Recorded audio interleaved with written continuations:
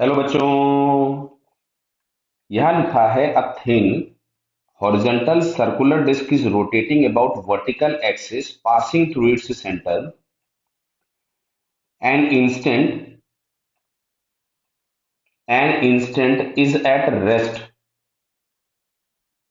ठीक है, near the rim of the disc the insect now moves. अच्छा ठीक है, क्वेश्चन क्या है मैं फिर से पढ़ता हूं। देखो, ये हॉरिजॉन्टल सर्कुलर डिस्क है जो अपनी वर्टिकल एक्सिस के अबाउट रोटेट कर सकती है, जो कि सेंटर से पास हो रहा है।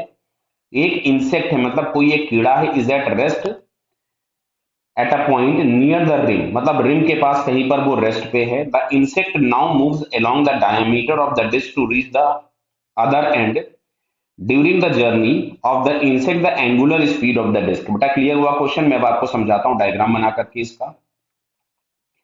ये हम लोगों के पास यहाँ कहीं पे कोई भी एक डिस्क दी गई है जो कि अपने वर्टिकल एक्सिस के अबाउट घूम रही है, बराबर है। ये अपनी वर्टिकल एक्सिस के अबाउट रोटेट कर रही है, जो कि सेंटर से यहाँ पास होगा।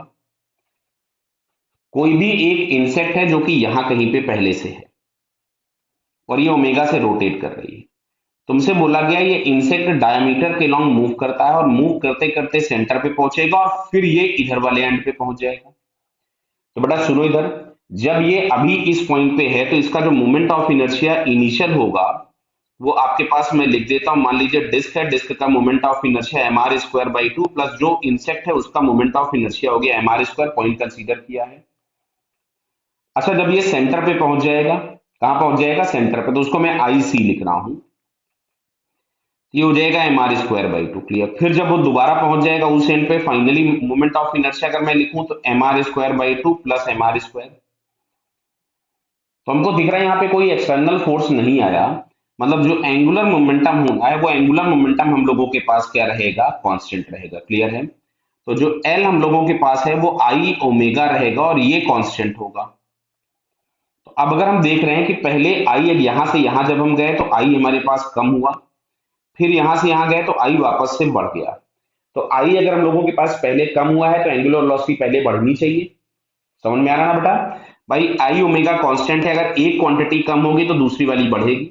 फिर जब आई वापस से बढ़ने लग जाएगा तो ओमेगा फिर से क्या होगा? कम होने लग जाएगा। तो इसमें जैसे यहाँ पे चौथा ऑप्शन मेरे को मिसिंग दिख रहा है और वही आंसर दिख रहा है। देखिए, तो यहाँ पे अगर मैं ये लिखता कि initially omega decreases and then omega increases. Clear? तो ये आंसर हम लोगों के पास को उल्टा लिख दिया मैंने। पहले आई कम हो रहा है, पहले अगर आई कम हो रहा है तो पहले ओमेगा आपके पास क्या होगा? बढ़ेगा, और उसके बाद ओमेगा क्या होगा? कम हो जाएगा। क्लियर? तो यहाँ पे फोर्थ ऑप्शन ही इसका क्या होगा? Correct answer. क्लियर है बेटा सभी को? एंगुलर मोमेंटम कंजर्व्ड है। आई यदि कम होगा तो ओमेगा बढ़ेगा, फिर आई बढ़ने लग जाएगा तो ओमेगा वापस से क्या होगा? कम होने लग जाएगा। So it's fourth answer is correct. Clear बेटा? Okay, all the best.